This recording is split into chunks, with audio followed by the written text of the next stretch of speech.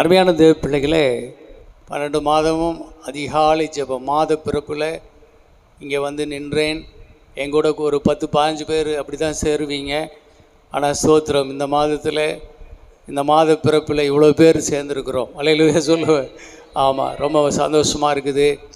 வருஷ பிறப்பு கர்த்தர் சன்னிதானத்தில், மாத பிறப்பு கர்த்தர் சன்னிதானத்தில் நாம் தேவ சமூகத்தில் சேரும்போது ஆண்டவர் நம்மை ஆசீர்வதித்து நடத்துவார். அல்லேலூயா. பழைய ஏற்பாட்டு விசுவாசிகள் மாத பிறப்பு, அமாவாசை போன்ற நாட்களை, பண்டிகை போன்ற நாட்களை கர்த்தருக்கு முன்பாக விசேஷித்த நாட்களாக வைத்து விசேஷமாக கர்த்தரை ஆராதித்து வந்தாங்க. வீட்டில் சும்மா இருந்தாலும் இருந்துக்கலாம், ஒன்றும் பிரச்சனை இல்லை. ஆனால் நாட்களை விசேஷிக்கிறவன் கர்த்தருக்கு என்று விசேஷிக்கிறான். அல்லையா சொல்ல பார்ப்போம். ஆமீன். விசேஷியாது இருக்கணும், விசேஷியாது இருக்கிறான். ஆனால் நாட்களை கர்த்தருக்கென்று விசேஷமாய் விசேஷித்து கொள்ளும்போது நாம் தேவ சமூகத்தில் நாம் கூடி வந்து விசேஷமாய் தேவனை ஆராதிக்கும் போது அவரிடத்திலிருந்து விசேஷித்த ஆசீர்வாதங்கள் நமக்கு வரும். அல்லேலூயா. விசேஷித்த ஆசீர்வாதங்கள் வரும். ஆமீன். ஒரு ஊழியக்காரர் இப்போ விடாமல் இரவு ஜெபம் நடத்திகிட்டே இருந்தார் வருஷம் பூரா. அதில் ஒரு விசுவாசி, நிறைய பேர் வருவாங்க, அதில் ஒரு விசுவாசி வந்து சும்மா தூங்கி தான் எழுந்திரிச்சு போயிட்டுருக்குமா. வருஷம் முடிவில் பார்க்கும்போது அந்த விசுவாசியை கர்த்தர் எக்கச்சக்கமாக ஆசீர்வதிச்சிட்டாராம். அல்லையிலே சொல்லுங்க. அப்போது அவர் அவ்வளோ மகிழ்ச்சி அவருக்கு. ஆண்டவர் சமூகத்தை தூங்குறது கூட ஒரு விசேஷம்தான். அல்லையிலே சொல்லுவோமா, அது கூட ஒரு ஆசீர்வாதம் தான். அதுக்கு கூட ஆண்டவர் அப்படிப்பட்ட கணத்தை கொடுத்து எல்லா மக்களையும் ஆசீர்வதித்த போது அந்த அம்மாவையும் அந்த சகோதரனையும் தேவன் ஆசீர்வதித்தார் என்று அவர் பெருமையாக சொல்லி கொண்டார் என்னிடத்தில். நீங்கள் விழித்திருங்க. நம்ம இன்னும் கொஞ்ச நேரம் இன்னும் கர்த்தருடைய வார்த்தையை நாம் தியானம் பண்ணி ஜெபம் பண்ணி செல்லலாம். கர்த்தர் நம்மை அன்போடு அழைப்பது என்ன என்றால் இஸ்ரவேலே என்று அழைக்கிறார். அல்லேலூயா சொல்லுங்க அப்போ. இஸ்ரவேலே, இஸ்ரவேலே. ஆமீன். யாக்கோபு, நான் தெரிந்து கொண்ட யாக்கோபே, என் தாசனாகிய யாக்கோபேன்னு சொன்னார். யாக்கோபு தான் ஒரு நாள் என்ன செய்தார், அவன் ஆசீர்வாதத்திற்காக போராடினான். யாக்கோபு ஆற்றங்கரையில் அந்த ஒரு மாமனார் வீட்டை விட்டு வெளியில் வந்துட்டான். இப்போ சொந்த ஊருக்கு போகிறான். யாருக்கு பயந்து ஓடி வந்தானோ இப்போ அவன் அங்கே பயங்கர வல்லரசாக நிற்கிறான், ஏசா. ஆனால் கடவுள் ரொம்ப ஆசீர்வதிச்சிட்டாரு. இருந்தாலும் அவனுக்குள்ளே இருக்கிற பயம் போகவில்லை. ஆகவே திரும்பி போகும்போது பயந்து நடுங்கிட்டு அப்படியே யாக்கோபு ஆற்றங்கரையில் போய் ஜெபம் பண்ணுறான். அப்படியே பங்காய் அப்புறம் மறுமனையாட்டின் குடும்பங்களை அனுப்பி, அப்புறம் அதான் லேயாள் குடும்பத்தை அனுப்பி, ராகேல் குடும்பத்தை அனுப்பி, இவன் கடைசியில் போகலான்னு இருக்கிறான். அவ்வளோ பயந்தாங்க ஒழியவன். போய் தேவ சமூகத்தில் செபிக்கிறான். அந்த நேரத்தில் ஆண்டவர் வந்துட்டார். பிடிச்சிட்டான் காலை, விடமாட்டேங்கிறான். அவர் என்னை விடு, நான் போகிறேன்னு சொல்கிறாரு. நீர் என்னை ஆசீர்வதித்தால் ஒழிய நான் உம்மை விடமாட்டேன். அல்லேலூயா. நீ என்னை ஆசீர்வதித்தால் அன்றி நான் உம்மை விடமாட்டேன். அப்படி இருக்க பிடிச்சிக்கிட்டான். போராடுறாரு. அவரு விடுறான்னு போடுறாரு. இப்போ விடவே மாட்டேன்னு அப்படி இருக்க பிடிச்சிக்கிட்டான். அவருடைய தொடை சந்தை தொட்டார். அன்னையிலேருந்து அவனுக்கு சுலுக்கிக்குச்சு. அப்போ கூட அவன் விட மாட்டேங்கிறான். அதுக்கப்புறம் யாக்கோபு சண்டி தான் நடந்தான். அப்போ கூட அவன் விட மாட்டேங்கிறான். அவனுடைய வலியில் வேதனையில் கூட விடமாட்டேங்கிறான். என்ன அவனுடைய ஆசை, நீர் என்னை ஆசீர்வதித்தால் ஒழிய உம்மை நான் விடமாட்டேன். அல்லேலூயா சொல்லுங்க பார்ப்போம். ஆமீன். ஒரு போராட்டம் வேணுங்க. ஆசீர்வாதம் என்பது சோத்திரம் தேவனிடத்தில் பெற்றுக்கொள்வதற்கு நமக்கு என்ன வேணும், ஒரு வைராக்கியம், ஒரு போராட்ட குணம் வேண்டும். அல்லேலூயா சொல்லுங்க பார்ப்போம். ஆமீன். போராடி பெற்றுக்கொண்டான். அப்போ என்ன செஞ்சார் ஆண்டவர், சரி உன் பேர் என்ன சொல்லுன்னு கேட்டார். நான் யாக்கோபு அப்படின்னு சொன்னான். யாக்கோபு என்று சொன்னால் எத்தன் என்று அர்த்தம், ஏமாத்துக்காரன். அவன் பேருக்கு தகுந்த மாதிரி அவன் யாக்கோபு, அவன் எத்தனாவே இருக்கிறான்டா, ஏமாத்துக்காரன் அப்படின்னு அவனை பற்றி பைபிளில் சொல்லுவதை பார்க்கிறோம். ஆனால் இங்கே ஆண்டவர் அந்த பேரை மாற்றுறாரு. என்னன்னு மாற்றுறாரு, நீ இனிமேல் இஸ்ரவேல் என்று அழைக்கப்படுவாய். இஸ்ரவேல் என்று சொன்னால் என்ன அர்த்தம் என்றால் தேவ பிரபு. அல்லேலூயா சொல்லுவோமா, தேவனுடைய பிரபு. தேவனுடைய பிரபு. ஒரு அரசவை இருக்குது. அதில் பார்த்திங்கன்னா அமைச்சர்கள் இருப்பாங்க, பிரபுக்கள் இருப்பாங்க. ஆமாம். அந்த அளவுக்கு தேவனுடைய அவருடைய சிங்காசனத்துக்கு முன்பாக அமரக்கூடிய பிரபுக்களாக தேவன் அவனை ஆசீர்வதிக்கிறார். இன்றைக்கி கூட பைபிளில் வாசிக்கிறோம், வெளிப்படுத்தின விசேஷத்தில் வாசிக்கும்போது ஆண்டவருடைய சிங்காசனம் இருந்துச்சு. அதில் 24 மூப்பர்கள் இருந்தாங்களாம். ஒரு பக்கம் 12 பழைய ஏற்பாட்டு மூப்பர்கள், ஒரு பக்கம் புதிய ஏற்பாட்டினுடைய 12 அப்போஸ்தலர்கள். இப்படி 12 பேர் இந்த பக்கம், 12 பேர் இந்த பக்கம். அதை சோத்திரம். அவர்கள் அங்கே உட்கார்வதற்கு என்ன காரணம்? இந்த யாக்கோபுனுடைய போராட்ட ஜெபத்தில் அவனுடைய சந்ததிக்கு ஒரு ஆசீர்வாதம். அல்லையா சொல்லுங்க பார்ப்போம். அவனுடைய சந்ததியின் மேல், உன் சந்தானத்தின் மேல் என் ஆவியை, ஆசீர்வாதத்தை ஊற்றுவேன் என்று சொன்னார். அல்லையா சொல்லுங்க பார்ப்போம். ஊற்றிட்டார். ஆகவே தான் தேவனுடைய பிள்ளைகளை சோத்திரம். இதெல்லாம் ஒரு போராட்டம் தான். இந்த ராத்திரி வேளையில் உங்களை விட்டால் நீங்கள் தூங்கிட்டு தான் இருப்பீங்க. இருந்தாலும் இன்றைக்கி கர்த்தருடைய சமூகத்தில் போவோம், நமக்கு ஏதாவது ஒரு ஆசீர்வாதம் கிடைக்கும். அல்லேலூயா. அதனால் நம்ம இந்த நல்ல ராத்திரியை நீங்கள் தள்ளிட்டு தேவ சமூகத்தில் இருக்கிறீங்கள, நீங்கள் கண்டிப்பாக இஸ்ரவேல் ஆசீர்வாதமாய் பிள்ளைகளாக இருப்பீர்கள். அல்லேலூயா. கர்த்தர் உங்களை, உங்கள் சந்ததியின் மேலும் அவர் தன்னுடைய ஆசீர்வாதத்தை கண்டிப்பாக ஊற்றி நடத்தி செல்வார். அல்லேலூயா சொல்லுவோமா? ஆமென். இன்றைக்கு நான் வேகமாக ஒரு சில காரியங்களை நான் சொல்ல போகிறேன். அருமையான தேவ பிள்ளைகளே, யோபு 14ஆம் அதிகாரம் 14ஆம் வசனத்தை வாசிங்க. மனுஷன் செத்தபின் பிழைப்பானோ? எனக்கு மாறுதல் எப்போது வரும் என்று எனக்கு குறிக்கப்பட்ட போராட்டத்தின் நாளெல்லாம் நான் காத்திருக்கிறேன். அருமையான தேவ பிள்ளைகளே, இப்போ உங்களுடைய உள்ளத்துக்குள்ளே நான் போகிறேன். உங்களுடைய மனதின் ஆழத்தை நான் தொடுகிறேன். அதில் என்ன இருக்குது அப்படின்னு சொன்னால், இங்கே ஒரு மனுஷனுடைய வாழ்க்கையை நான் முதல்ல வைக்கிறேன். யார் என்று சொன்னால், யோபு என்று சொல்லுகிற தேவனுடைய பக்தன். அன்பான தேவ பிள்ளைகளே, இந்த மனுஷனுடைய நிலைமை இப்பொழுது எப்படி இருக்கிறது என்று சொன்னால், அவன் சாத்தானால் சோதிக்கப்பட்டு, தேவன் சாத்தானை அனுமதிச்சார். அவன் போய் அவனுடைய ஆஸ்திகளை அழித்தான், அவனுடைய சொத்து சுகங்களை அழிச்சிட்டு அவனுடைய பிள்ளைகளை அழிச்சிட்டான். அதுக்கப்புறம் மறுபடியும் தேவன்கிட்ட உத்தரவு கேட்டு போய் அவனுடைய சரீர சுகத்தை அழித்தான். ஆண்டவர் சொன்னார், அவனுடைய ஜீவனுக்கு மட்டும் நீ ஒன்றும் சேதம் விளைவிச்சிடாத அப்படின்னாரு. அதே மாதிரியே அவனுடைய சரீரத்தை அழிக்கிறான். எல்லாம் ஒரு ஓட்டை எடுத்து சொரிஞ்சிட்டு உட்கார்ந்துருக்கிறான். உரு தெரியாமல் போயிட்டான். அப்படி யோபுனுடைய நிலைமை இப்பொழுது ஆகிவிட்டது. அருமையான தேவ பிள்ளைகளே, இப்படி பல மாதங்கள் அப்படியே அவன் கடத்தி கொண்டு இருக்கிறான். அந்த நேரத்தில் பாருங்கள், சோத்திரம், இந்த 1ஆம் வசனத்தில் படிச்சிங்கன்னா தெரியும். ஊஸ்தி என்னும் தேசத்தில் ஒரு பெரிய மனுஷன் இருந்தான். அவன் பேர் யோபு. அவன் ஊர்லேயே பெரிய மனிதன், அவன் பெரிய செல்வந்தன் என்று வேதம் சொல்லுகிறது. ஆனால் அப்படிப்பட்ட மனிதன் இப்பொழுது ஒன்றுமில்லாத சூழ்நிலையில் எல்லாவற்றையும் இழந்து இழந்து இழந்து ஜீரோவாகி -0, ஒன்றுக்குமே பிரயோஜனம் இல்லாத ஒரு மனிதனாக போய்விட்டான். அன்பான தேவ பிள்ளைகளே, இப்பொழுது அவன் மரணத்தை எதிர்பார்த்து கொண்டிருக்கிற நேரமாக இருக்கிறது. சாவுக்கு அவனுக்கும் கொஞ்சம் தூரம்தான் இருக்குது. அந்த அளவுக்கு அவன் வேதனைப்பட்டு கொண்டு இருக்கிறான். அருமையான தேவ பிள்ளைகளே, ஒரு நல்ல மனிதன் இப்படி ஆனான்? ஆண்டவரே அவனை குறித்து ஒரு சாட்சி கொடுத்தாரு. என்ன சொன்னார்? பிசாசுக்கிட்ட கேட்குறாரு, யோபுவை நீ கவனித்தாயா? அவன் போல ஒரு உத்தமன் நீ பார்த்துருக்கிறியா? உத்தமனும் சன்மார்க்கனும் தேவனுக்கு பயந்து பொல்லாப்பி விட்டு விலகுமான மனுஷன், அவனைப் போல ஒருவனையும் நீ பார்க்க முடியாது. அல்லேலூயா. அப்படிப்பட்ட ஒரு நற்சாட்சி பெற்றவன் இப்பொழுது என்ன செய்கிறான்? மிகவும் உருக்குலைந்த நிலையிலே அவன் இருக்கிறான். அவன் ஏன் இப்படி ஆகிறான் என்று சொன்னால், பிசாசு அவனை குறித்து சொல்லுகிறது என்னென்றால், வாதிடுகிறது என்னென்றால், அவன் சும்மாவா, விருதாவாகவா அவன் உம்மை தேடுகிறான், உம்மை துதிக்கிறான், ஆராதிக்கிறான். அவனை நீர் ஆசீர்வதித்து கொண்டிருப்பதற்கு என்ன காரணம்? அவனை சுற்றிலும் நீர் வேலி போட்டு வைத்திருக்கிறீர். அவனை சுற்றிலும் பாதுகாப்பு வளையம் போட்டு நீர் பாதுகாத்து வைத்து கொண்டிருக்கிறீர். அதனால் அவன் நல்லா இருக்கிறான்.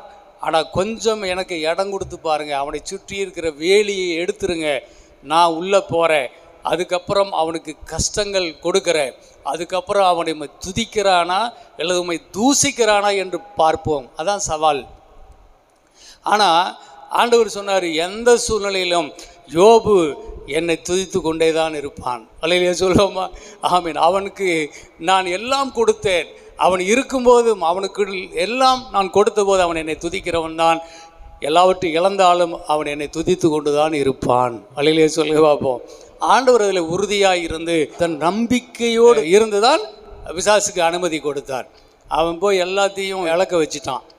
அவன் சொல்லிட்டான், யோபு கர்த்தர் கொடுத்தார், எல்லாமே கர்த்தர் கொடுத்தார், கர்த்தர் எடுத்தார், கர்த்தருக்கே ஸ்தோத்திரம் என்று அப்பவும் கர்த்தரை ஸ்தோத்தரித்தான். அல்லேலூயா சொல்லுவோமா? இங்கிலீஷ் பைபிளில் அந்த ஸ்தோத்தரித்தான், கர்த்தருக்கு ஸ்தோத்திரம் என்று சொன்னார். அது ஆண்டவரை அவன் ஆராதித்தான் என்று எழுதியிருக்கிறது.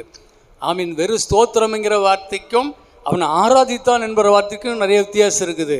எல்லாமே இழந்த பின்பும் பைபிள் தூக்கிட்டு ஒருத்தன் சர்ச்சுக்கு வராமல் பாருங்க, ஒரு குடும்பம் வருது பாருங்க, அதுதான் தேவனை ஆராதிக்கிறார்கள். அல்லேலூயா, ஆமீன், ஸ்தோத்திரம். ஆகவே தேவனுடைய பிள்ளைகளே, அதுதான் யோபுகிட்ட இருக்கிற பெரிய விசேஷமான ஒரு காரியம். டிஜிஎஸ் தினகரனை அவங்க தன்னுடைய மகளை 6 ஆக்சிடெண்ட்டில் இழந்துட்டாங்க. அவருக்கு பயங்கர அடி. கண்ணை முழிச்சு பார்க்கும்போது பொண்ணு இல்லை. பொண்ணு ரொம்ப உயிரக்கோல நேசித்தார். அப்புறம் சோத்திரம் அவர் பழச்சிக்கிட்டாரு. ஆனால் ஆண்டவரே, வாழ வேண்டிய புள்ள என் பொண்ணு செத்து போயிட்டாலே, என்னை எடுத்துருக்கலாமில்லன்னு சொல்லிட்டு அழுகிறாரு. அவர் அழுன்னு அழுதுட்டு கிடக்கிறாரு. அப்போ ஸ்தோத்திரம், ஈரோடு மீட்டிங், அடுத்த மீட்டிங் அவருக்கு ஈரோடு தான். ஆனால் அதுக்குள்ளே அவர் சுகமாகி அவர் மண்டையில் கட்டு போட்டு தான் இங்கே வந்தார். ஆனால் ஸ்தோத்திரம், அதற்காக அவர் ஜெபம் பண்ணிகிட்டு இருந்தபோது அங்கே அவரால் முடியவே இல்லை. ரொம்ப அழுதுகிட்டு கிடந்தார். என்னால் போக முடியாது, கர்த்தர் நல்லவர் என்று நான் எப்படி போய் பிரசங்கம் பண்ணுவேன்? இயேசுவே நீர் இரக்கமுள்ளவர் என்று நான் எப்படி சொல்லுவேன்? எப்படி இந்த ஜனங்க என்னை நம்புவாங்க அப்படின்னு சொல்லி அழுதாராம். அப்பொழுது தான் கர்த்தர் இந்த வார்த்தையை கேட்டார். நான் சாத்தான் முன்பாக, அவனுடைய சேனைகளுக்கு முன்பாக நான் சொல்லியிருக்கிறேன், பிசாசுக்கும் அவனுடைய தூதர்களுக்கும் அவனுக்கு முன்பாக நான் சொல்லியிருக்கிறேன், தினகரன் எந்த சூழ்நிலையிலும் என்னை மகிமைப்படுத்துவான் என்று சொல்லியிருக்கிறேன், நீ என்னை வெட்கப்படுத்த போகிறாயா அப்படின்னு கேட்டாராம். அப்போ தான் அவர் சொன்னாரா, இல்லாண்டவரே நான் போகிறேன், ஈரோடு மீட்டிங்கு நான் போகிறேன், நான் போய் உம்மை உயர்த்துகிறேன் என்று சொல்லி வந்தார். அல்லேலூயா சொல்லுவோமா? அவர் இதே மீட்டிங்கில், அப்போல்லாம் நான் ரட்சிக்கப்படலை, அரசூழல் எலக்ட்ரானிக் கடை வச்சுருக்கிறேன். அங்கே இருக்கிற நிறைய பேர், நான் கிறிஸ்டின்ங்கிற பேரில் தான் அங்கே இருக்கிறேன், ஆனால் ஏசெல்லாம் கிடையாது. கடையில் ஒரு பெரியார் போட்டால் மாட்டி வச்சுருக்கிறேன், கடவுள் இல்லை என்கிற கோஷ்டியை சேர்ந்தவன் நான். ஆனால் நான் கிறிஸ்டின்னு சொல்லி நிறைய பேர் இன்றைக்கி உங்கள் ஆள் அங்கே வராராமா கிறிஸ்டின்காரர் அப்படின்னு நிறைய பேர் என்கிட்ட பேசுவாங்க. நானும் வந்து பார்த்தேன், அந்த மீட்டிங்கில் கலந்து கொண்டேன். அற்புதமாக அவருடைய காரியங்கள் என் கண்ணு முன்னாடி என்றைக்குமே நிற்கிது. ஸ்தோத்திரம். பிசாசுக்கு முன்பாக, அவருடைய தூதர்களுக்கு முன்பாக, நீ என்னை வெட்கப்படுத்த போகிறாயா தினகரன் அப்படின்னார். இல்லை ஆண்டவரே, நம்ம வெட்கப்படுத்த மாட்டேன். எனக்கு வருகிற என்ன கஷ்டம் வந்தாலும், என்ன துன்பம் வந்தாலும் நான் மகிமைப்படுத்திகிட்டே தான் இருப்பேன். அல்லேலூயா, இப்போ உயர்த்திட்டு தான் இருப்பேன்னு நான் எந்திரிச்சு வந்துட்டேன்னு சொன்னார். அருமையான தேவ பிள்ளைகளை, ஸ்தோத்திரம். அன்றியும் தேவ பக்தியாய் நடக்க மனதாக இருக்கிறவர்கள் சில வேளையில் சில துன்பத்தை அனுபவிக்க வேண்டி இருக்கும். ஆனாலும் அந்த துன்பங்கள் நிரந்தரமாக இருக்காது. அல்லேலூயா, அதுதான். அப்போ ஸ்தோத்திரம். எப்படிப்பட்ட துன்பம் இது? மனுஷன் செத்து போகிற அளவுக்கு இருக்குது. இப்போது யோபுவாகிய நான் செத்து போகிற அளவுக்கு இந்த உபோத்திரம் எனக்கு வந்திருக்குது. அவர் சொல்கிறாரு, நான் இப்போ செத்து போகிறேன், நான் செத்து போயிட்டா நான் பிழைப்பேனா? என்னுடைய லைஃப் இப்போ முடிய போதே ஆண்டவரே. அடுத்து சொல்கிறார், எனக்கு மாறுதல் எப்பொழுது வரும்? எனக்கு குறிக்கப்பட்டிருக்கிற இந்த போராட்டம் எப்போ முடியும்? இந்த போராட்டம் ஒரு குறிப்பிட்ட நாளுக்குன்னு தான் நீங்கள் எனக்கு அனுமதிச்சிருக்கிறீங்கன்னு நான் நம்புகிறேன். ஆனால் இந்த குறிக்கப்பட்ட அந்த போராட்டத்தின் முடிவு எப்பொழுது வரும்? எப்பொழுது வரும்? அதற்காக நான் காத்திருக்கிறேன். அருமையான தேவ பிள்ளைகளே, எனக்கு மாறுதல் வரணும். இன்றைக்கி இருக்கிற இந்த சூழ்நிலை மாறி நான் சுகமடைய வேண்டும். அல்லேலூயா சொல்லுங்க பார்ப்போம். ஆமேன். அருமையான தேவ பிள்ளைகளே, இதே மாதிரி தாவீது ஒரு நாள் ஜெபம் பண்ணார். தன்னுடைய உபத்திரவத்தில் நின்று, ஆண்டவரே நான் செத்து போயிட்டேன்னா புழுதியில் போட்டு என்னை மூடிடுவாங்க, இந்த புழுதி உண்மை துதிக்குமா ஆண்டவரே? இந்த புழுதி உண்மை மகிமைப்படுத்துமா? சொல்லுங்க ஆண்டவரே, நீர் என்னை காப்பாற்றி விடுங்க, நீர் என்னை காப்பாற்றி விடுங்க ஆண்டவரே. அப்பொழுது நான் சாவாமல் பிழைத்திருந்து தேவனாகிய கர்த்தராகிய உண்மை நான் இந்த உலகத்துக்கு வெளிப்படுத்துவேன். அல்லேலூயா, என்னை காப்பாற்றி விடுங்கன்னு கேட்டான். நிறைய பேருடைய வாழ்க்கையில் என்னது செய்கிறோம்? கடைசி நேரம் போல் இருக்குது நமக்கு. போராட்டத்தின் நாட்கள். நல்ல சுகம் இல்லை, நல்ல நிம்மதி இல்லை, நல்ல துணிமணி இல்லை, நல்ல வீடு இல்லை, நல்ல சாப்பாடு இல்லை, ஜனங்க மத்தியில் நல்ல மதிப்பு இல்லை. ஒரு காலத்தில் நல்ல மதிப்பு மரியாதையோடு தான் இருந்தேன். ஆனால் இந்த இயேசுவை ஏற்றுக்கொண்டு வந்த பிறகு இன்றைக்கி நிறைய இழந்துட்டேன். நிறைய பணத்தை இழந்துட்டேன், என்னுடைய புகழை இழந்துட்டேன், என்னுடைய கௌரவம் எல்லாம் போச்சு, என் நகையெல்லாம் போச்சு, என் பணமெல்லாம் போச்சு அப்படின்னு சொல்லி நிறைய பேர் இன்றைக்கி புலம்புகிற சூழ்நிலை எல்லாம் இருக்குது, இல்லைன்னெல்லாம் இல்லை. ஆனாலும் ஸ்தோத்திரம். ஆகவே அந்த நாள் ஒரு குறிக்கப்பட்ட நாள், காத்திருப்போம், மாறுதல் வந்தே தான் தீரும். அல்லேலூயா சொல்லுவோமா?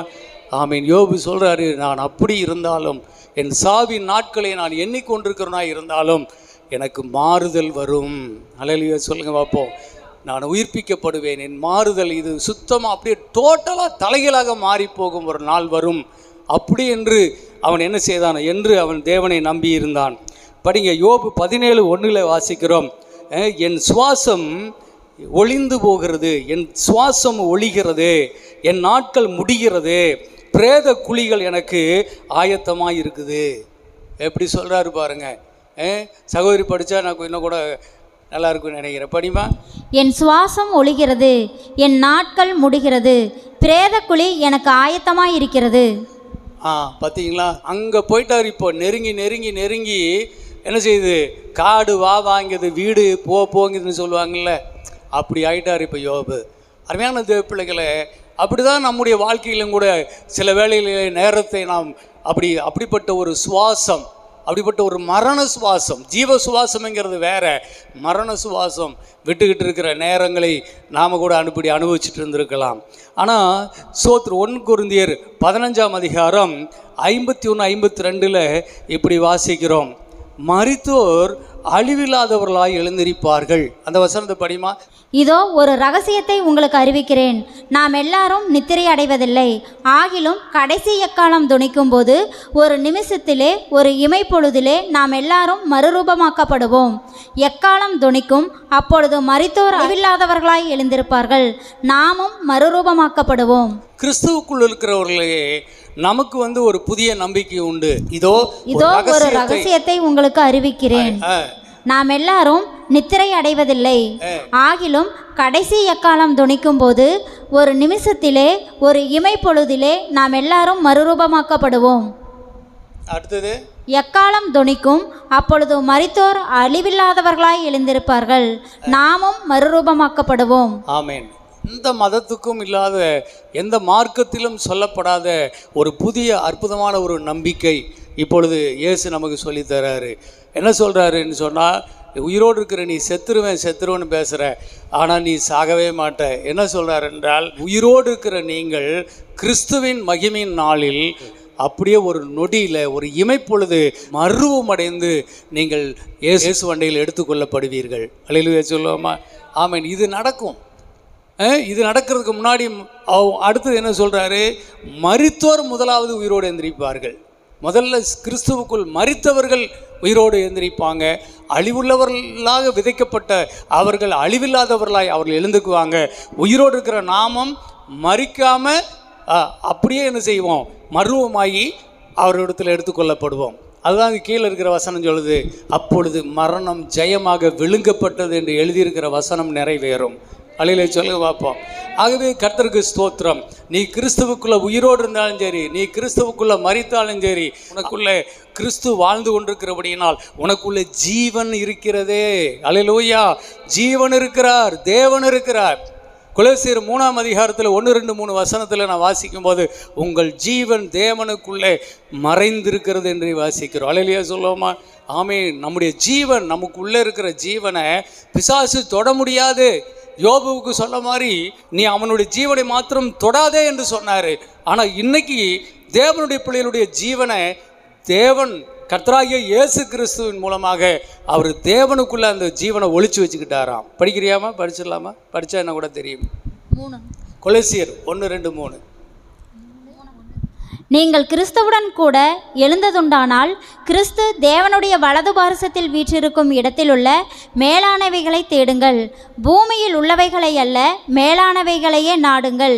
ஏனென்றால் நீங்கள் மரித்தீர்கள், உங்கள் ஜீவன் கிறிஸ்துவுடனே தேவனுக்குள் மறைந்திருக்கிறது. கவனிச்சிங்களா? உங்கள் ஜீவன் கிறிஸ்துவுக்குள்ளே தேவனுக்குள் மறைந்திருக்கிறது. அதனால் நீங்கள் கீழானவைகளை பார்க்காதீங்க, மேலானவைகளையே நாடிக்கொண்டிருங்கள். அல்லேலூயா சொல்லுவோமா? மேலானவைகள்னு என்ன அதில் இருக்குது? உங்களுடைய போராட்டம் ஒரு நாள் முடியும், உங்களுடைய வாழ்க்கைக்குள் ஒரு மாறுதல் வரும் என்று நீங்கள் காத்திருக்கிறீர்கள். அல்லேலூயா. அதான் மேலே பார்க்குறவங்களுடைய அனுபவம். ஆகவே சோத்திர இந்த உபத்திரவத்திலும் யோபு தேவனை பார்த்து கொண்டிருந்தானாம். எப்படி? யோபு 13:15 நாம் இப்படி வாசிக்கிறோம், அவர் என்னை கொன்று போட்டாலும் அவர் மேலே நான் நம்பிக்கையாக இருப்பேன், என் வழிகளை அவருக்கு முன்பாக நான் ரூபகம் ஆக்குவேன். அப்படிதானாமா? அப்படிதான் இருக்குதா? படி. அவர் என்னை கொன்று போட்டாலும் அவர் மேல் நம்பிக்கையாய் இருப்பேன், ஆனாலும் என் வழிகளை அவருக்கு முன்பாக ரூபகாரம் பண்ணுவேன். ஆமேன். அல்லேலூயா சொல்லுங்க பார்ப்போம். ஆமேன். அருமையான தேவ பிள்ளைகளே, சோத்திரம் இந்த உலகத்தில், ஆமாம், இந்த உலகத்தில் வரக்கூடிய எல்லாமே வந்து போகக்கூடிய காரியங்கள். செல்வமா, பணமா, சுகமா, பலனா எல்லாமே வந்து போய்கிட்டே தான் இருக்கும். ஆனால் சோத்திரம் ஒன்றே ஒன்று, உனக்குள்ள இருக்கிற உன் உயிர், உன் ஆத்துமா, உன் தேவன் உனக்கு தந்த உன் ஜீவன், அது உனக்குள்ளே அது பத்திரமாக இருக்குது, அது தேவனுக்குள்ளே காக்கப்பட்டிருக்கிறது. அதை சாத்தான் தொட முடியாது. ஹல்லேலூயா. ஆமீன். அந்த ஜீவனை குறித்த ஒரு அறிவு தான் இந்த மாதிரி சொல்ல முடியும். ஆமீன். சோத்திரம். அவர் என்னை கொன்றே போட்டாலும் நான் அவர் மேல் நம்பிக்கையாக இருப்பேன். எவ்வளோ பேர் இன்றைக்கி ராத்திரி சொல்ல முடியும்? ஆமீன். எனக்கு எல்லாமே எடுத்துக்கொண்டாலும் கடைசியில் என் ஜீவனே என்னை விட்டு என்னை கொன்றே போட்டாலும் நான் கர்த்தர் மேலே நம்பிக்கையாக இருப்பேன், நான் அவர் மேல் நம்பிக்கையாக இருந்தேன் என்பதற்குரிய அந்த வழிகளை நான் ரூபகப்படுத்தி நிரூபித்து காண்பிப்பேன். அல்லேலூயா சொல்லுங்க பார்ப்போம். ஆமீன். ஆண்டவரே, நான் உம்மைத்தான் நம்பி இருந்தேன் என்பதை, என் உபத்திரவத்தின் நடுவில் என்னுடைய தீமைகள், இப்படிப்பட்ட பொல்லாத அவமான நிந்தைகள், இந்த இழப்புகள் மத்தியில், தூஷணங்கள் மத்தியில் உம்மை மட்டும்தான் நான் நம்பியிருந்தேன் என்று நான் ரூபகம் பண்ணி காண்பிப்பேன். அல்லேலூயா சொல்லுங்க பார்ப்போம். நிரூபித்து காட்டுவேன் என்று அங்கே அருமையான யோபு சொல்லுகிறார். பாருங்க, ஒரு நாள் அவருடைய மனைவி வந்து சொல்கிறாய், என்ன ஐயா இத்தனைக்கு அப்புறம் என்ன உனக்கு ஜீவன், தேவனை தூசித்து ஜீவனை விடு. அப்போ இந்த சத்தம் யாருடைய சத்தம்? பிசாசோடைய சத்தம். அதான் சவால். அப்போ சோத்திர யார் மூலமாவது வந்து என்ன சொல்லுவான்? தேவனை தூசித்து ஜீவனை உடையா, இதுக்கு மேலே என்ன உனக்கு தேவன் அப்படின்னு சொல்லி நம்மளை தூசிக்க தூண்டுவான். தேவனை விட்டு வழி விலக பேசுவான். ஆலோசனைகள் வரும். இன்னும் என்ன உனக்கு ஆண்டவர்? வா, அங்கே ஒரு மந்திரவாதி இருக்கிறான், வா, அங்கே ஒரு சோசியாரர் இருக்கிறான், வா, உனக்கு ஒரு வழி பிறக்கும்படி நான் கூட்டிகிட்டு போகிறேன் அப்படிம்பான். ஸ்தோத்திரம். அவன் சொல்லை கேளாதே. நான் முடிவு, என்னை கொன்று போட்டாலும் இந்த கர்த்தருக்கு முன்பாக தான் நான் சாவேன். அல்லேலூயா சொல்லாமா? அவரைத்தான் நம்பியிருப்பேன், என் வழியை நான் நிரூபித்து காண்பிப்பேன். அப்படிப்பட்ட ஒரு வைராக்கியத்தை காட்டணும் தேவ பிள்ளைகளை. சரி, அடுத்தது கர்த்தர் யார் என்பதை இப்போ காட்டுறாரு. எசேக்கியா 37:1-14 வரைக்கும் அவர் படிக்கும்போது, 10 வசனங்களை படிக்கும்போது, மனுப்புத்திரனே அப்படின்னு கூப்பிட்டு அந்த எசேக்கியா தீர்க்கதரிசி சொல்கிறாரு. இந்த வனாந்திரத்தில் இப்போ அவனுக்கு ஒரு காட்சி தெரியுது. அங்கே ஆயிரக்கணக்கான மனிதர்களுடைய சடலங்கள், அங்கே எலும்பு கூடுகள் அப்படியே சிதறி கிடக்குது. அப்படியே அந்த பள்ளத்தாக்கு முழுவதும் எலும்பு கூடுக கிடக்குது. அப்போ அதை பார்த்துட்டு, மனுப்புத்திரனே, இந்த உலர்ந்த எலும்புகள் உயிரடையுமா சொல் அப்படின்னு சொன்னார். அது சொன்ன, ஆண்டவரே, அது உமக்கு தான் தெரியும் அப்படின்னு சொல்லி சொன்னான். நீ சொல்லு, நீ அவைகளை பார்த்து நீ பேசு, தீர்க்க தரிசன முறை, அவைகள் உயிரடையும்படி நீ அவைகளை பார்த்து நீ பேசு அப்படின்னு சொல்லி சொன்னார். உடனே அதை பார்த்து பேசுனா, உலர்ந்த எலும்புகளே நீங்கள் உயிரடையுங்கள் அப்படின்னு சொல்லி அவர் சொன்ன ஒரு வார்த்தையை சொன்னான். பாருங்கள், அந்த எலும்புகள் சிதறி கிடந்த எலும்புகள், அங்கங்கே தாறுமாறாக கிடக்கிற எலும்புகள் எல்லாம் கரெக்டாக போய் அங்கங்கே ஒட்டி ஒரு மனுஷனாக அப்படியே ஆயிடுச்சு. அப்புறம் பார்த்தா அதுக்கெல்லாம் நரம்புகளும் சதைகளும் உண்டாச்சு. அதுக்கு அப்புறம் பார்த்தாக்கா அது தோளால் மூடப்பட்டது. அவைகளெல்லாம் அப்படியே படுத்து கிடக்குது. இப்போ மனுப்புத்திரனே, இவைகளுக்கு ஆவி வருமா வராதா? ஆண்டவரே, நீங்கள் சொல்லுங்கள் அப்படின்னு. இல்லை, நீ பேசு, இவைகளுக்கு ஆவி உண்டாகட்டும் என்று பேசு அப்படின்னார். அவன் பேசும்போது அந்த ஆவி அங்கிருந்து எல்லாருடைய எல்லாருடைய சரீரத்துக்குள்ளும் ஆவி பிரவேசித்தது. எல்லாரும் உயிரோடு எந்திரிச்சு நின்றுக்கிட்டானுங்க. அல்லையிலே சொல்லுங்க பார்ப்போம். ஆமேன். அதை சொல்லிட்டு அந்த தரிசனத்தை அவனுக்கு காட்டிட்டு அடுத்தது சொல்கிறாரு. அந்த 10ஆம் வசனத்துக்கு கீழே படிமா, அப்பொழுது அவர் என்னை நோக்கி, மனுபுத்திரனே, இந்த எலும்புகள் இஸ்ரவேல் வம்சத்தார் அனைவருமே, இதோ அவர்கள் எங்கள் எலும்புகள் உலர்ந்து போயிற்று, எங்கள் நம்பிக்கை அற்று போயிற்று, நாங்கள் அறுப்புண்டு போகிறோம் என்கிறார்கள். ஆகையால் நீ தீர்க்க தரிசனம் உரைத்து அவர்களோடு சொல்ல வேண்டியது என்னவென்றால், கர்த்தராகிய ஆண்டவர் உரைக்கிறார், இதோ என் ஜனங்களே, நான் உங்கள் பிரேத குழிகளை திறந்து உங்களை உங்கள் பிரேத குழிகளிலிருந்து வெளிப்படவும் உங்களை இஸ்ரவேல் தேசத்திற்கு வரவும் பண்ணுவேன். என் ஜனங்களே, நான் உங்கள் பிரேத குழிகளை திறந்து உங்களை உங்கள் பிரேத குழிகளிலிருந்து வெளிப்பட பண்ணும்போது நான் கர்த்தர் என்று அறிந்து கொள்வீர்கள். என் ஆவியை உங்களுக்குள் வைப்பேன், நீங்கள் உயிரடைவீர்கள்.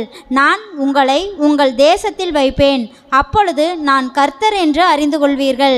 இதை சொன்னேன், இதை செய்வேன் என்று கர்த்தர் உரைக்கிறார் என்று சொல் என்றார். ஆமேன் சொல்லுங்க பார்ப்போம். ஆமேன், சோத்ரு. இப்படி ஒரு தரிசனத்தை காட்டிட்டு, இந்த தரிசனத்தை நான் உனக்கு காட்டுறேன்ல, இது என்ன தெரியுமா? அதனுடைய அர்த்தம், இஸ்ரவேல் புத்திரர்கிட்ட நீ சொல்லு. இஸ்ரவேல் புத்திரர் எல்லாருமே இப்போ எப்படி இருக்கிறாங்கன்னு சொன்னால், நம்பிக்கை இழந்து அவர்கள் செத்த பிரேதங்களைப் போல மாறிட்டாங்க.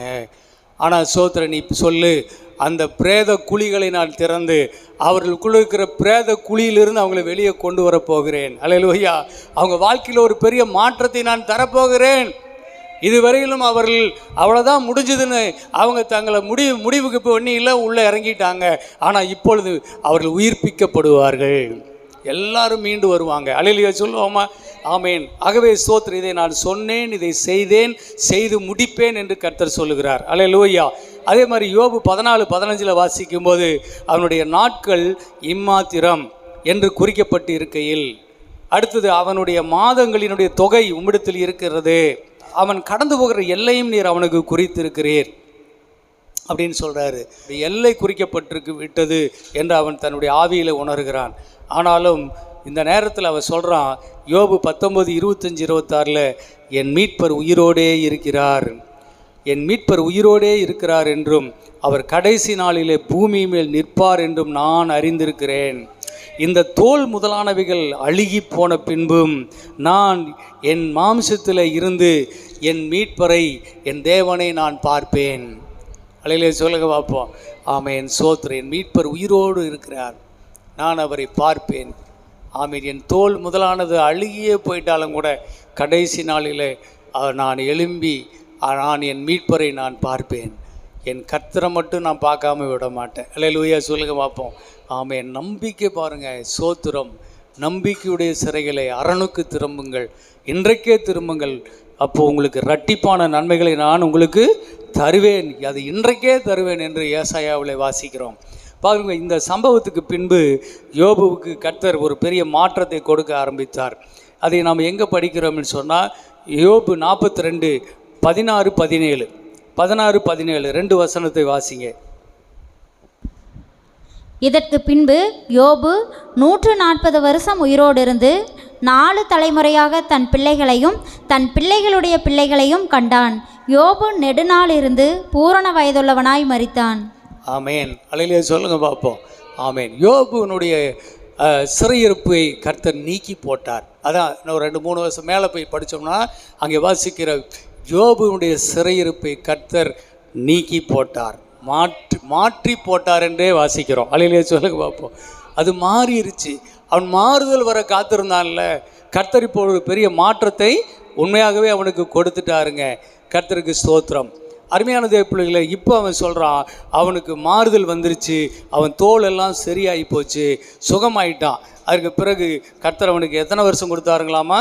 140 வருஷம் கொடுத்து 4 தலைமுறை பிள்ளைகளை அவன் பார்க்கும்படி கர்த்தர் அவனுக்கு உதவி செய்தார். அல்லேலூயா. ஆமீன். 4 தலைமுறைகளை அவன் பார்த்தான் என்று இடத்துல வாசிக்கிறோம். அப்போ கர்த்தருக்கு ஸ்தோத்திரம். யோபு 42:10 வாசிக்கிறோம். யோபு தன் சிநேகிதருக்காக வேண்டிக் கொண்ட போது கர்த்தர் அவன் சிறையிருப்பை மாற்றினார்.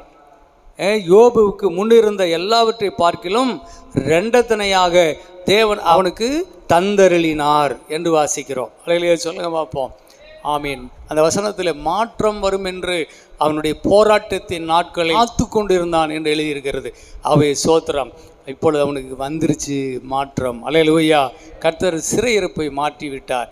அவன் முன்னிலைமையில் இருந்ததை காட்டிலும் நம்முடைய பின்னிலைமையில் இரட்டிப்பான ஆசீர்வாதத்தை கொடுத்தார். கர்த்தர் இந்த மாதத்தில் கர்த்தர் உங்களை ஆசீர்வதிப்பார். உங்களுடைய எல்லா சிறையிருப்பையும் கர்த்தர் மாற்றி போடுவார். கர்த்தர் உங்களுக்கு முன்னிருந்ததை காட்டிலும் இரட்டத்தனையான ஆசீர்வாதங்களை கர்த்தர் உங்களுக்கு தந்தருள்வார். விசுவாசிக்கிறவங்க ஒரு அர்த்தமாக ஒரு அல்லேலூயா சொல்லுங்க பார்ப்போம். ஆமீன். அருமையான தேவ பிள்ளைகளே, மரணத்தின் போராட்டம் முடிந்தது, அவருடைய காத்திருக்குதல் முடிந்தது, அவருடைய மறுவாழ்வு ஆமீன் மாறுதல் அவனுக்கு வந்து சேர்ந்தது. யோபு 42:12 இப்படி வாசிக்கிறோம், கர்த்தர் யோபுவினுடைய முன்னிலைமையை பார்க்கிலும் அவருடைய பின்னிலைமையை ஆசீர்வதித்தார். அப்படி ஆசீர்வதித்த பொழுது என்ன நடந்துச்சு அப்படின்னு சொன்னால், படிமா கர்த்தர் யோபின் முன்னிலைமையை பார்க்கிலும் அவன் பின்னிலைமையை ஆசீர்வதித்தார். 14,000 ஆடுகளும் 6,000 ஒட்டகங்களும் 1000 ஏர்களும் 1000 கழுதைகளும் அவனுக்கு உண்டாயின. ஆமேன். அப்போ ஸ்தோத்திரம். இதற்கு முன்பு அவனுக்கு எத்தனை ஆடு மாடு இருந்துச்சு? 7,000 இருந்துச்சு. இப்போ அப்படியே ரெட்டத்தனையாய் 14,000 ஆடு மாடுகள். எத்தனை ஒட்டகம்? முன்ன 3,000 ஒட்டகம் இருந்துச்சு, இப்போ அவனுக்கு 6,000 ஒட்டகங்கள். அப்புறம் 500 ஏர் மாடுகள் இருந்துச்சு, இப்பொழுது 1000 ஏர் மாடுகள். 500 கழுதைகள் இருந்துச்சு முன்னே, இப்பொழுது 1000 கழுதைகள். முன்னே இருந்த 7 குமாரர்கள் 3 குமார்த்திகள். ஆனால் அது பிள்ளைகள் மாறலை, மனைவி மாறலை. பிள்ளைகள் 7 3 அதே மாதிரி கொடுத்தாரு. ஆனால் பிள்ளைகள் மீண்டும் பிறந்து அவர்களுக்கு அழகான பிள்ளைகளை தேவன் கொடுத்தார். வேதத்தில் வாசிக்கிற பூமி முழுவதிலும் யோபுவினுடைய பிள்ளைகளைப் போல சௌந்தரியவான்கள் அழகு உள்ளவர்கள் இல்லவே இல்லை. அல்லேலூயா சொல்லுங்க பார்ப்போம். அப்படி கொடுத்தார். ஏன் அதில் ஒரு சிறப்பு என்னென்னா, அவன் பிள்ளைகளை குறித்து அவன் ரொம்ப பயந்துக்கிட்டே இருந்தான். அவங்க பிள்ளைங்க எப்படியோ நடக்குது. ஏன்னா அது கஷ்டத்தில் பிறந்த பிள்ளைங்க இல்லை, செல்வத்தில் பிறந்த பிள்ளைங்க. யோபு ஏதோ கஷ்டத்திலிருந்து முன்னேறி வந்திருக்கிறான், அதனால் அவன் தெய்வ பக்தியில் நிலச்சிருக்கிறான். இந்த கொளுத்து பிள்ளைங்க வருது இல்லை, அப்போ அம்மாவுடைய செல்வத்தில் சந்தோஷமாக வாழ்கிற பிள்ளைங்களுக்கு என்ன கிடையாது, தெய்வ பயம் இல்லை. ஆமாம், ஜீவிக்கிறாங்க, அப்படி பிரமாணங்களை கை கொள்றதும் இல்லை. அப்போ என்ன நடக்குதுன்னு சொன்னால், அவங்களுக்கு ஆபத்து வரும் என்கின்ற பயம் அவனுக்கு இருந்தது. அதனால் யோபு 1:5 வாசிக்கிறோம், தன்னுடைய பிள்ளைகளுக்காக அவன் பயந்து ஒவ்வொரு நாளும் அதிகாலையில் எழுந்து ஒவ்வொரு பிள்ளைகளுக்காக பேர் சொல்லி அவன் பலி செலுத்தி, இரத்த பலி செலுத்தி, ஆண்டவரே எங்கள் குழந்தைகளை காப்பாற்றுங்கன்னு வேண்டிக்கிட்டே இருப்பான். ஆனால் ஸ்தோத்திரம், பிள்ளைங்களுடைய வாழ்க்கை மாறலை. அப்போ என்ன நடந்துச்சு? பிள்ளைகள் ஒரு வீட்டில் எல்லோரும் விருந்து சாப்பிட்ருந்தாங்க, அந்த வீடு இடிஞ்சு விழுந்து அவனுடைய 10 பிள்ளைகளும் ஒரே நாளில் செத்து போயிட்டாங்க. அதனால் அந்த பாவப்பட்ட பிள்ளைங்களை ஒழிச்சிட்டாரு. இப்போ புதுசாக பிள்ளைகளை கொடுக்குறாரு, அழகான பிள்ளைங்க. அல்லேலூயா சொல்லுவோமா? ஆமாம், 10 பிள்ளைங்க சௌந்தரியவான்கள், அழகானவர்கள், பூமி முழுவதிலும் சிறப்பானவர்கள். இனி பிள்ளைகளை குறித்து பயமே கிடையாது. அந்த மாதிரி தெய்வ பக்தி உள்ள பிள்ளைகளை தேவன் கொடுத்தார். அல்லேலூயா சொல்லுங்க பார்ப்போம். ஆமேன், சோத்திரம். அருமையான தேவ பிள்ளைகளை, எல்லாமே மாறி போச்சு. அல்லேலூயா சொல்லுங்க. எல்லாமே மாறி போச்சு. கர்த்தர் எல்லாவற்றையும் புதிதாக்குகிற தேவன். ஆகவே சோத்திரம். இயேசு கிறிஸ்துவுக்குள்ளே வந்தேன், எல்லாத்தையும் நான் இழந்துட்டு இருக்கிறேன்னு நீ ஒருவேளை நீ சொல்லிகிட்டு இருக்கலாம். தேவ பிள்ளையே, ஆமேன், இனிமேல் அப்படி சொல்ல மாட்டாய், அப்படி சொல்லவே மாட்டாய். ஏனென்றால் உன்னுடைய பிரேத குழியிலிருந்து வருகிற அந்த நாற்றமான வார்த்தைகள் இனி எல்லாமே மாறி போய்விடும். அல்லேலூயா. நீ இனிமே என்ன செய்வ? நல்ல வார்த்தைகளை பேசுவாய். கர்த்தர் உனக்கு ஒரு மாறுதலை கொடுக்கிறார்ல, இரட்டத்தனை ஆசீர்வாதங்களை பெற்று வாழப்போகிறல்ல, அப்போ ஸ்தோத்திரம். கர்த்தர் எல்லாமே மாறப்போகுது. அல்லேலூயா. எல்லாமே மாறப்போகுது. கிறிஸ்துவுக்குள் வாழ்கிற உனக்கு எப்பொழுதும் வெற்றி உண்டு. திருப்தியாக்கி நடத்திடுவார். உன் தேவைகளை எல்லாம் சந்திப்பார். அல்லேலூயா. கர்த்தர் உன்னை மென்மேலும் ஆசீர்வதிப்பார். நம்பிக்கையுடைய சிறைகளை அரணுக்குள் திரும்புங்கள், இன்றைக்கே திரும்புங்கள், இரட்டிப்பான நன்மையை நான் உங்களுக்கு தருவேன். ஆகவே சோத்திரம். ஆமாம், சோதிக்கப்படுகிற நீ, ஆமீன், எப்பொழுதுமே அப்படியே சொல்லிகிட்டு இருக்க வேண்டிய அவசியம் இல்லை. தேவன் பொல்லாங்கினால் சோதிக்கிறவர் அல்ல, ஒருவரையும் சோதிக்கிறவரும் அல்ல. ஆமீன். அவனவன் தன் சுய இச்சினால் இழுப்புண்டு சிக்குண்டு சோதிக்கப்படுகிறான். அப்புறம் பாவம் பூரணமாகும் போது அது மரணத்தை உண்டு பண்ணுகிறது. அல்லேலூயா சொல்லுங்க பார்ப்போம். ஆமேன். அப்படி ஏதோ ஒரு பாவம் அவன் யோபுவை சுற்றிலும் அவனுக்குள்ளே இருக்குது. அதை குறித்து ஒரு பயம் அவனுக்குள்ளே இருக்குது. அந்த பயம்தான் என்ன செய்யுது? நான் பயந்த காரியம் எனக்கு வந்தது என்று அவன் சொல்கிறான். அருமையான தேவ பிள்ளைகளை, கர்த்தருக்கு ஸ்தோத்திரம். தேவனிடத்தில் எப்போவுமே அநீதியே இருக்காதுங்க. ஒரு தவறோ ஒரு அநீதியோ ஒரு நியாய தண்டனை ஒரு பிசாசு நமக்குள்ளே அனுமதிக்கப்பட்டு வருகிறார் என்றால் யோபு நல்லவனாக இருக்கலாம். ஆனால் ஸ்தோத்திரம், அவன் குடும்பத்தில் ஏதோ ஒரு காரியம் அவனுடைய ஆசீர்வாதங்களை தூக்குற ஒரு கேடு இருக்குது. ஆனால் ஸ்தோத்திரம், அந்த பாவத்தை அவன் அனுபவித்தான்.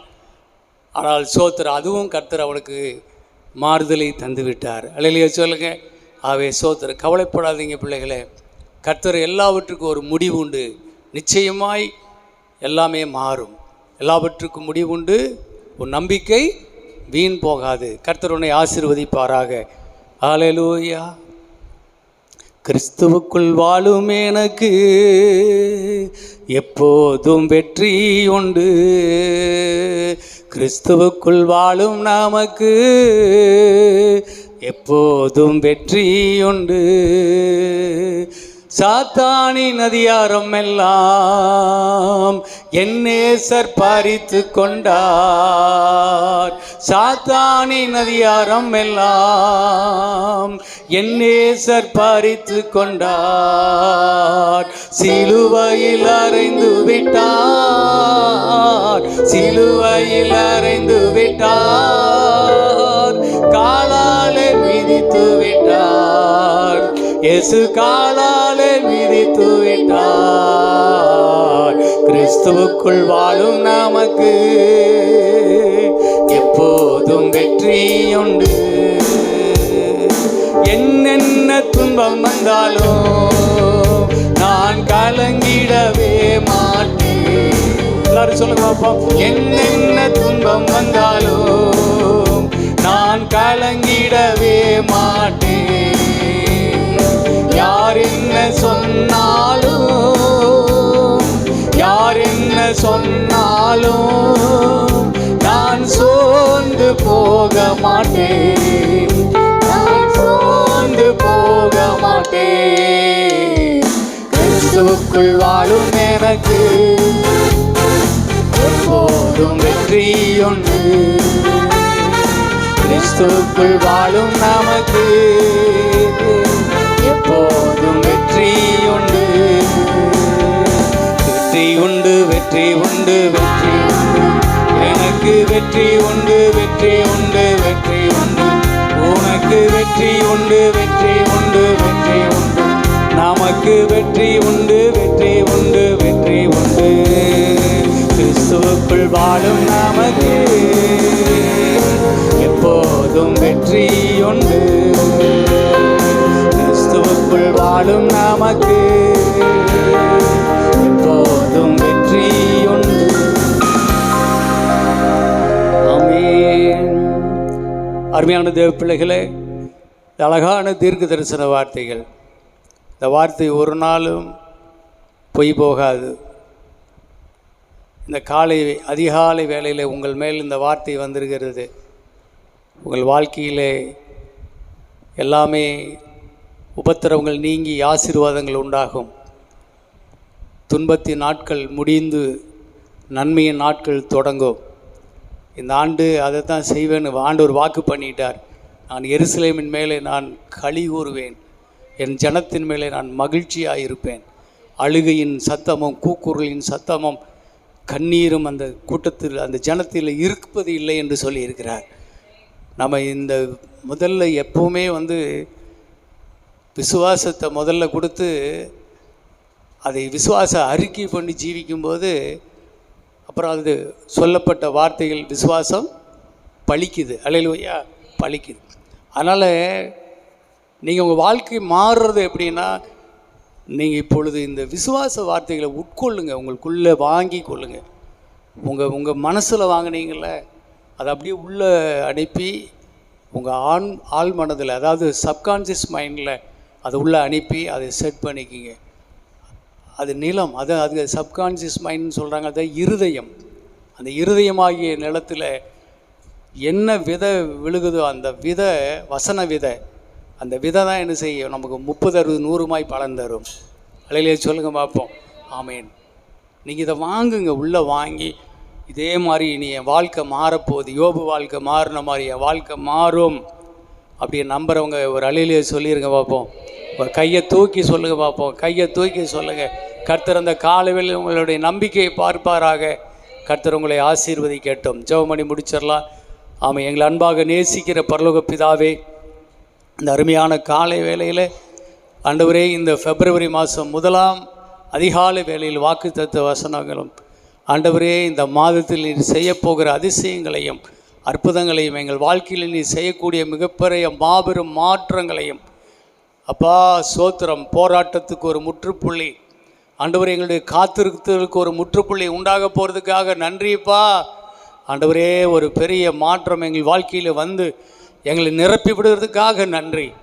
ஆமேன். யோபு பார்த்து சொன்னீர், யோபு உன்னுடைய சிறையிருப்பை நான் இன்றைக்கு மாற்றுகிறேன், உன் முன்னிலைமையை பார்க்கிலும் உன்னுடைய பின்னிலைமை நான் இரட்டத்தனையாய் ஆசீர்வதிக்கிறேன். ஆமேன். இன்றைக்கு புதுவாழ்வு எருசலேம் பேராலயம் திருச்சபைக்கு கர்த்தர் சொல்லுகிறார், இந்த இரவு வேளையில் தேவனை தேடி வந்த நீ பாக்கியவான், நீ இஸ்ரவேலே நீ பாக்கியவான், உனக்கு ஒப்பானவன் ஒருவனும் இல்லை, ஒருவனும் இல்லை. ஆமேன். கர்த்தர் உன்னை இரட்டத்தனையாய் ஆசீர்வதிக்கிறார். ஆமேன். எதற்காக காத்திருந்தாயோ, எதற்காக காத்திருந்து சோர்ந்து போனாயோ, ஆமேன், உன் வாழ்க்கை முற்றிலும் இன்றைக்கு மாறுதல் அடைகிறது. ஆமேன். நீ நம்பிக்கை இழந்த பிரேத குழி போல நம்பிக்கை இல்லாத வார்த்தைகளை நீ கக்கி கொண்டு இருந்தாய் அல்லவா? ஆமேன். உன் பிரேத குழியிலிருந்து உன்னை தூக்கி விடுகிறார், உனக்குள் ஒரு ஜீவனை அனுப்புகிறார். இன்றைக்கு உனக்குள் ஒரு ஜீவன் வருகிறது. உனக்குள் இருக்கிற அந்த ஆவி இப்பொழுது உயிர்ப்பிக்கப்படுகிறது. ஆமேன். நீ மரணத்தை பேசாதே, இழப்பை பேசாதே, நான் இழந்து விட்டேன் என்று சொல்லாதே, கிறிஸ்துவுக்குள் வந்து தோற்று விட்டேன் என்று சொல்லாதே, கிறிஸ்துவுக்குள் வந்து நான் ஜெயிக்கிறேன், கிறிஸ்துவுக்குள் நான் வாழ்கிறேன் என்று சொல். உன் வாழ்க்கையிலே உனக்குள் இருக்கிற ஜீவன் பேசும்படி அனுமதி கொடு தேவ பிள்ளையே. உன் வாழ்க்கையை பிரகாசிக்க பண்ணுகிற கர்த்தருக்கு ஸ்தோத்திரம் என்று சொல். இன்றைக்கு உன் வாழ்க்கை மாறினால், உன் நீ ஜீவனிலிருந்து வருகிற சத்தத்தை நீர் எழுப்புகிற பிள்ளையாய் இருந்தால் அது அனுபவமாக நீ காண்கிற பிள்ளையாய் மாறிவிடுவாய். அல்லேலூயா. அற்புதமான தீர்க்க தரிசனம் பெற்று செல்லுங்கள். கர்த்தர் உங்களை மென்மேலும் ஆசீர்வதித்து உயர்த்துவாராக. காணிக்கை எடுக்கலாம். கர்த்தருக்கு ஸ்தோத்திரம். தேவனே, இந்த வார்த்தைகளை கொண்டு எங்களை ஆசீர்வதித்தபடியால் கொடான கோடி நன்றி. தொடர்ந்து கர்த்தர் ஆசீர்வதிங்க. இயேசுவின் மூலம் பிதாவே, ஆமென். ஒரு காணிக்கை பாடல் பாருங்கள். மாதத்தினுடைய முதல் காணிக்கை ரொம்ப சிறப்பாக இருக்குது. இனிமேல் நான் உங்களுக்கு அதை பற்றி நான் சொல்லலை. ஆனால் ஸ்தோத்திரம். மாதம் நீங்கள் வரும்போது உங்களுடைய தசமபாகங்களை கொண்டு வரலாம். உங்களுடைய சிறப்பு காணிக்கையாக ஒரு காணிக்கை கவரில் வச்சு ஒரு கவரில் போட்டு பாருங்கள். அது ஒரு சிறப்பான ஆசீர்வாதம்.